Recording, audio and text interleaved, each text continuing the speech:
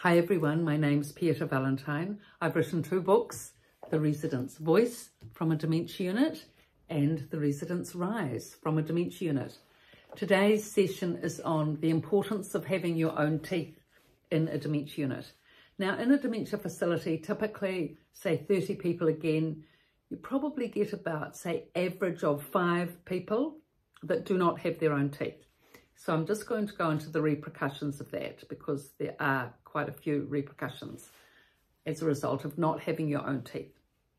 Okay, so if you don't have your own teeth, that means that you're going to be on a different diet, what they call a soft muley diet, because you haven't got teeth to be able to chew and tear the food.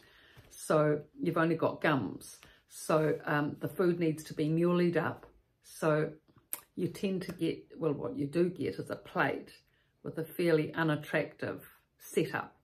You know, carrots muleyed, cabbage, green cabbage muleyed, orange carrots muleyed, something else, meat muleyed. It's very difficult to make it look appealing. In fact, in the past, it used to be just one muleyed plate, you know, of everything all together, like a soup, just muleyed, which, you know, is bad enough, isn't it? But now they muley it and put it in little sections all around the plate. I mean, I'm not sure if it's much better, to be honest. But still, you know, an effort's made to try and make it look attractive and appealing. Very difficult. Anyway, so if your mother has no teeth, this is what she'll need to eat, because how else to eat except milk drinks and things? Because otherwise she'll choke, won't she, if she can't, you know, chew it up with her teeth. That's one thing. Second thing, she will be delegated to near the kitchen, the clatter of the kitchenette. I've explained that before in a previous video, that it's very noisy near the kitchenette, which is where the tables are for the people that haven't got any teeth, because often they need help with feeding, you know. It's not just the teeth that are gone, but often they're less cognitive, less coherent, less able, and so they need help and encouragement with feeding. So even if your mother is cognitive, you know, she has her cognition and she is able to eat, it's not, you know, people tend to be put on generalized tables. If you have no teeth, then you put on those tables where people generally can't eat. So that's not such a good setup, because the people there can't communicate as well. So your mother will then lose out on that communication that she will get on the dining tables where the people do have their teeth. So that's the second thing. The third thing is, as I've just mentioned, you know, it's incredibly noisy, clattery, but you can adjust that by asking for your mother to go to one of the tables that's further away, still near the kitchenette, because she has to be there because she's got no teeth. And she has to have the soft muleyed food, but as I mentioned prior, at least if she's a little bit further away, it helps. But she can't be on those tables where the people are eating independently with their own teeth. Well, I haven't seen it well, she could, when I think about it. She could be if she was able, but in facilities I've been, that doesn't happen. Everyone's lumped together, sadly. For efficiency, probably, you know. Anyway, so that's the teeth thing. Now, the thing is, a lot of residents don't like to wear teeth or have their own teeth in because the false teeth are uncomfortable.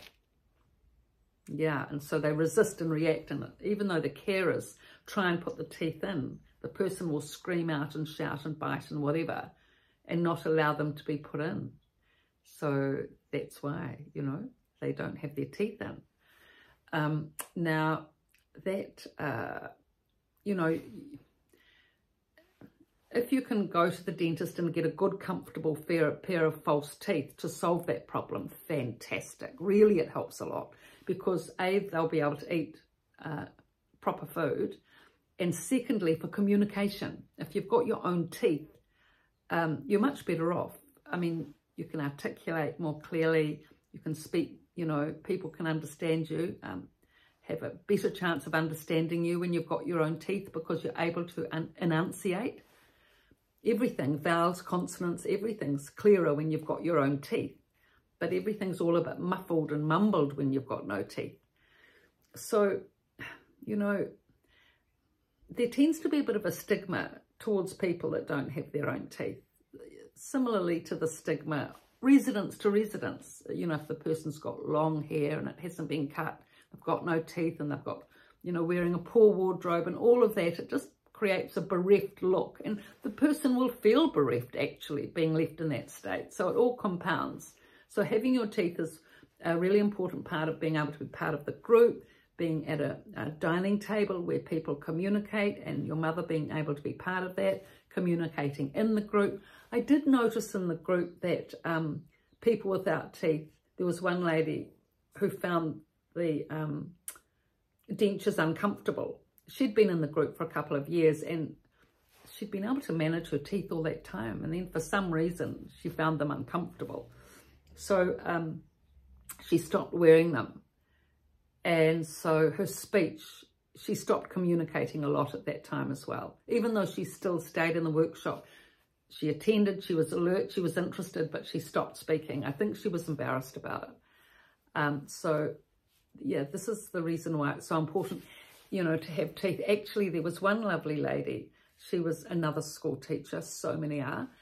She was immaculate, beautifully dressed with, you know, the mohair, you know, fitting mohair cardigans, slacks, match, you know, complimentary leather shoes. She was always immaculate, very smart, tidy, efficient dress, and she had lovely blue eyes, lovely hairstyle. She always looked great. But anyway, with sort of very little upkeep, it seems. She had a good figure. That always helps, of course. And she'd been a tramper all her life and exercised all her life, and it showed. And she was on a walker, but she hardly used it. But anyway, this one day I came to work, and she had no teeth.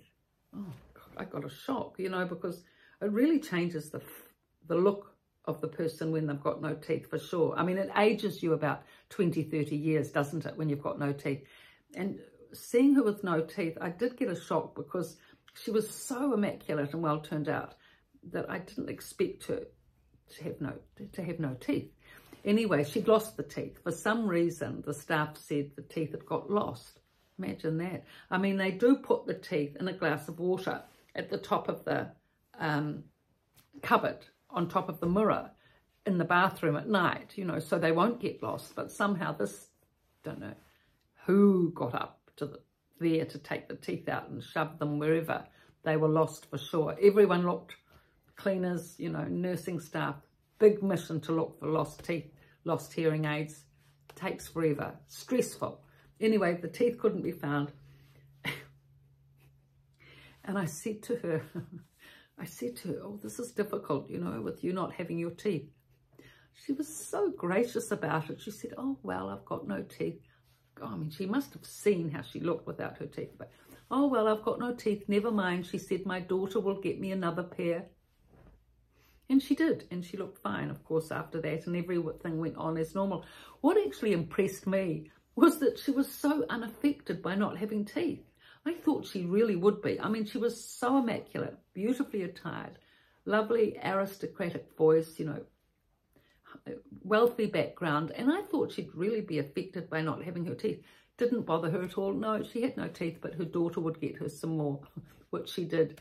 So in a way, it's good, you know, that they don't get stressed about these things. But it is very helpful to have the teeth, because then they can eat, they can chew, they can communicate more easily. And they have, you know, stigma and prejudice is much less likely to be directed towards you if you've got a pair of teeth and you look the part and are well-dressed and well-groomed, you know, to a suitable level. I mean, not model level, but just like day-to-day level, as like when we go shopping or out, you know. I mean, they're in the public eye, aren't they, these people? You know, 50, 60 people will go by in a day. Doctors, nurses, carers. I mean, they're in the public eye, and people do take note. It's not just like you're sitting at home in a dressing gown. I mean, you're out there, and where, you know, everyone can view you. So that's why it's important, for all those reasons, to look the best that you can, you know, each day actually. So you don't really get a day off, 7 days in the public eye. It's a big deal. So, okay, so here we go. This is the importance of having teeth, and going to the dentist and getting a set if your mother needs it. Comfortable, hopefully. Yes, very important. So thank you for your views and likes and subscriptions.